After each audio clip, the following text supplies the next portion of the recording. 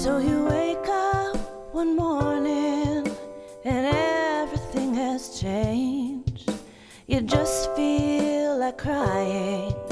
Your life was rearranged, and you wonder where you're going, 'cause you know you can't stay here.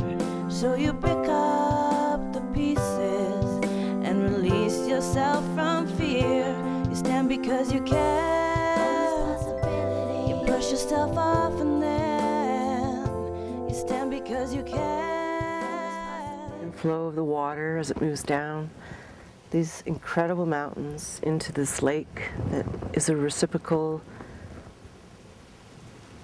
of all movement.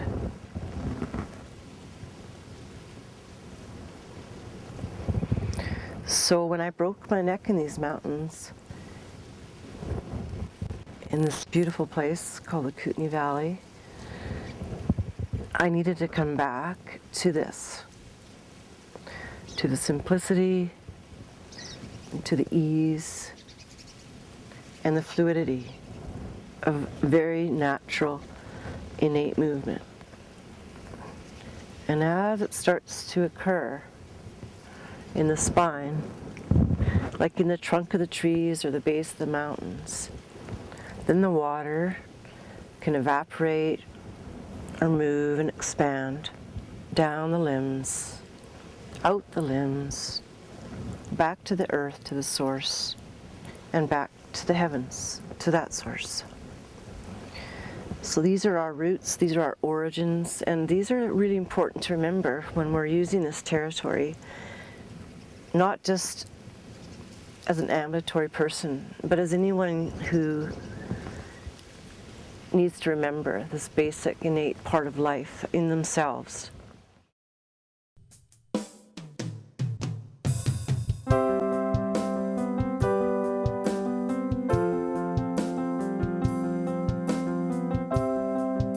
Quite a journey, probably one of the most incredible journeys in my life so far.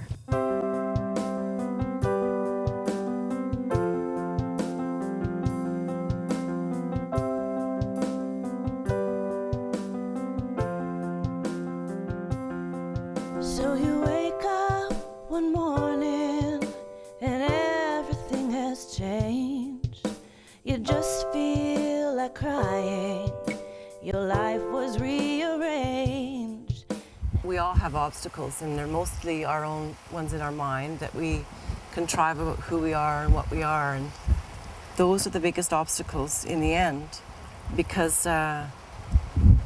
that's a question that should never be questioned. Our divine right is to be, who we are and what we are.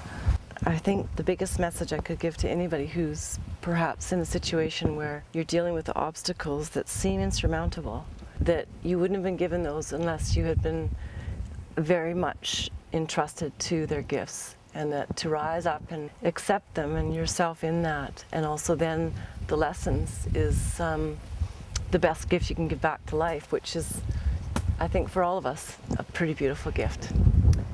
So I don't come up sitting a lot these days, that's fine, as much as I used to, except to appreciate this beautiful view that is, I mean, how could we not be in the moment? Wow, what a place.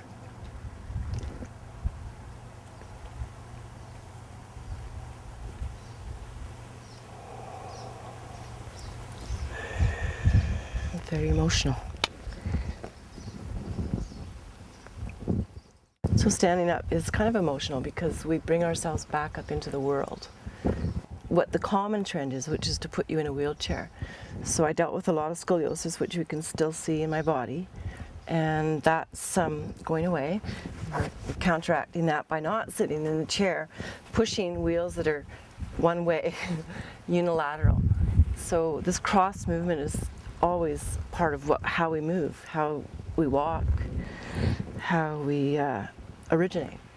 So I don't sit up a lot, as I said, but I will do it for that purpose, just to be involved in our world, because when you're lying down, you're a lot more internal, and we want to go out there and explore. So that's why we stood up in the first place, probably.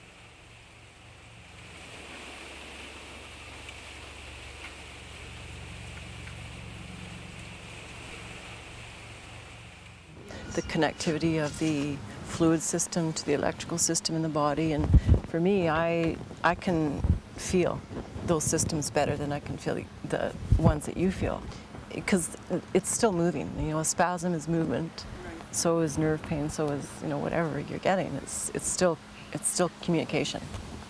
So my job has just been not to ever turn that off. You know, keep it going. Whatever feeling is feeling, if it's pain, if it's pleasure, if it's something I don't know, just keep acknowledging it and keep, you know, inviting it, essentially. People who were in my exact same state, you know, I had no arm movement when I was first injured. I had no arm movement at all. And a woman very similar to us, now her arms can't even leave her chest because she's been, you know, given the drugs. Now they're operating on her. It's tragic, actually. It's really tragic. I mean, it makes us cry every time we talk. Yeah. So it's got to change. I mean, we went to the doctors a year and a half ago when things got really wacky, and I had a 55-degree scoliotic spine. Here, 35 here and 15 here, from sitting in the chair. And from being in a position that they, you know, they, in their best interest, think is the best thing to do in, you know, in their training. And so that was, you know, I'm still unwinding that, and in that unwinding, I've been through, I decided to go through their whole sort of way of doing things for a couple months just to see what happened. You know, I took their drugs, I did this and that, and I did all sorts of things, and what came out of it was this incredible place of shock and also revelation, you know, of just, wow, there's a lot more to this than meets the eye, and that's not being addressed, so that's what we're gonna do. Yeah.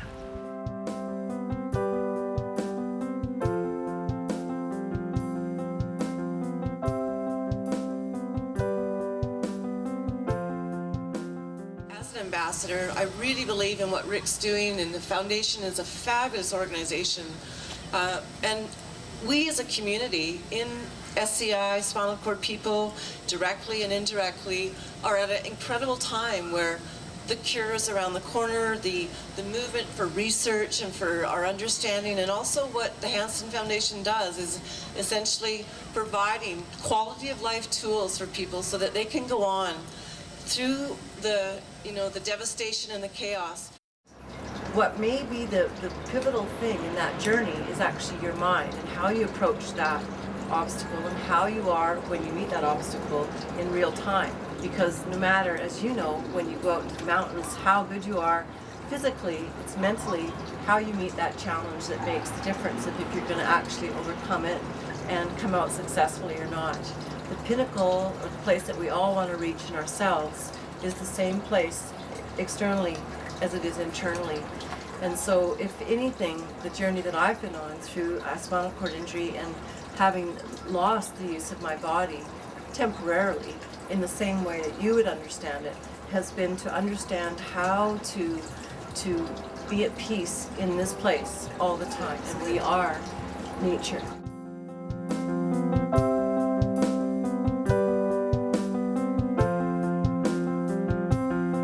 So you wake up one morning and everything has changed. You just feel like crying. Your life was rearranged, and you wonder where you're going, 'cause you know you can't stay here. So you pick up the pieces and release yourself from fear. You stand because you care. You push yourself off, and then you stand because you care.